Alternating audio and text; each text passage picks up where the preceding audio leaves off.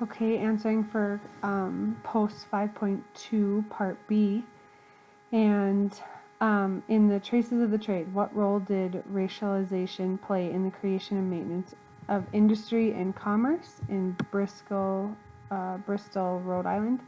Um, well, it all has to do with the slave trade that happened back in the 1800s, and how they went from Africa for slaves. They brought them product, Africa to Cuba, um, and there was a trade between the three. So they became a triangle trade of goods, and then obviously slave trade that made its way all the way back to America. And so, in a lot of ways,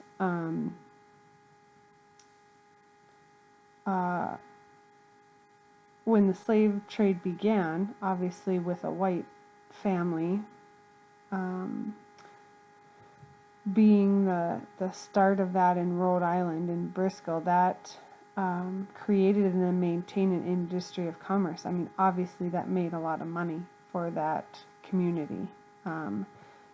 Even today, I mean, they've got that house that they're likely making money off of through the museum. And now I don't know, I get the second question. I'm not sure the advantages. To what extent do you believe the advantage and disadvantage caused by that may still be in effect? Now, obviously, well, I don't think it's an advantage, I guess. I get it that the community thrived off of profit, but that's a very unfortunate advantage. The disadvantage is that it just produces the same idea of racialization, because here's what's happening is you've got this family history that nobody really wants to accept, not even the family.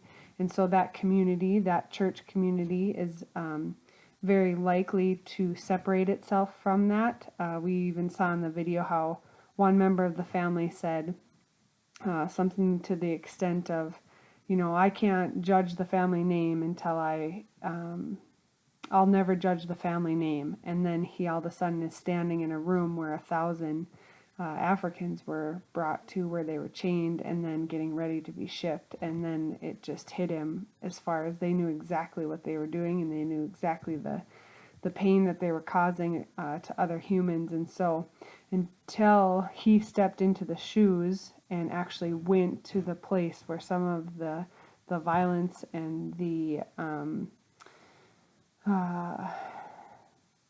trade was happening, at that point, then he realized it as truth. Well, that's the problem, is that I'm sure there's a lot of people in Bristol, Rhode Island who, they read those two sentences about the slave trade and they don't think anything of it. They think, oh, that was just part of history. That was just a part of it. And they very much deny it or remove themselves, separate themselves from it, and don't really want to deal with it. They want to deny it. They don't want to deal with it. They don't want to see it. So it just continues a pattern. So here we have this house from this wealthy family in this city that is now glorified. And I think today that just provides another pattern of the same style of thinking. So now different if you tell the honest story of the family throughout the house. Yeah, keep the museum open. Yeah, I would say charge money for that, but tell the truth. And I think that has a completely different effect on how you can then begin to start having healthy conversation and have healthy community. I mean, I think there were some people in the Dwight, I'm going to botch that last name, family. There were many of them, percentages, that wanted nothing to do with finding out more about their family history. Now, obviously something that people are not proud of, but what's better? You just close your eyes to it and pretend it never happened? Well, it did. And if you're a part of it in some way, in terms of even just family lineage, isn't it better to at least be knowledgeable about that, to know that? that just means now you're empowered to have a conversation about it instead of just being ignorant, in my opinion. So that's where it just stirred pretty strong emotion. Obviously, the strong emotion for me comes when you actually see what they did to other humans. I think it's beyond tragic that in any way, shape, or form any human believes that they have that type of power over another human, and can do that to another human. So that just always stirs pretty strong emotion in me. In the difference between us, race, the power of illusion, to what extent do you believe the illusion of race contributes to the creation or perpetration of perceptions that lead to racialization? We gotta have some smaller words in all of this. Okay, so basically, I think what it's asking is race really a thing? And then does it lead us to racialization?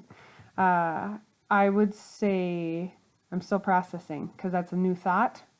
Thinking about race as not an actual thing and that it was actually made up. Yeah, I mean, I am all about representing culture and ethnicity and then erasing the title race. I think that would be a beautiful thing. And what happens though is it. Now, I don't mean that in the sense of like being colorblind at all. I mean, you're still celebrating the culture and you're celebrating the ethnicity, you're celebrating the color of skin, you're celebrating the gender of people.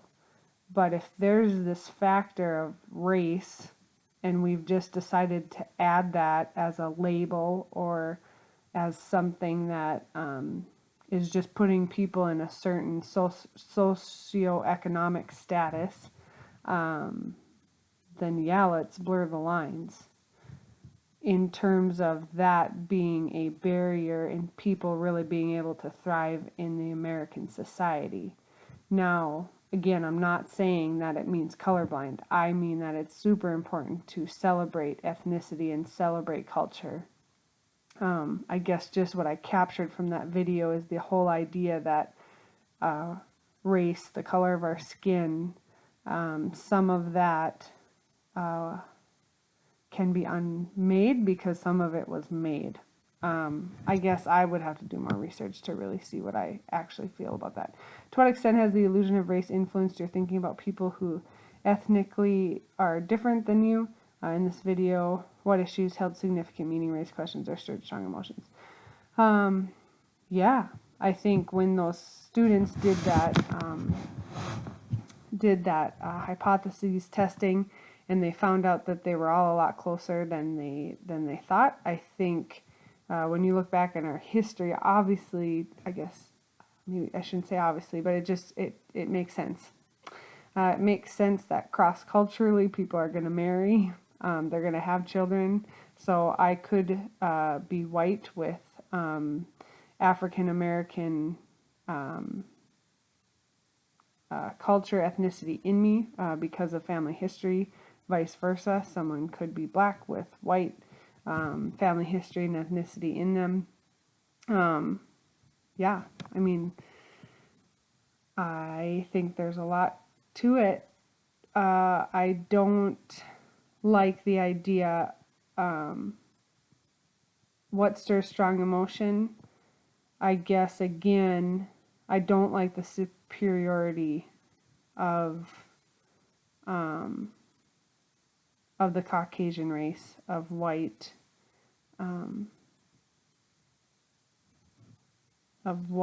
people having that much authority in terms of just overall socioeconomic, all of the categories in America, just based on the color of our skin, because that may not even match up with our history, culture, ethnicity, and background. And so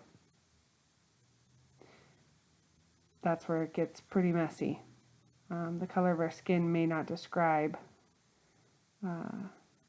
all of the ways that we are uniquely wired, created, and what our history makeup is. And so Again, I am not promoting colorblindness, but just, I guess, making a statement. So this was supposed to be 5 to 7 minutes, and I've rattled on now for almost 10, so enjoy.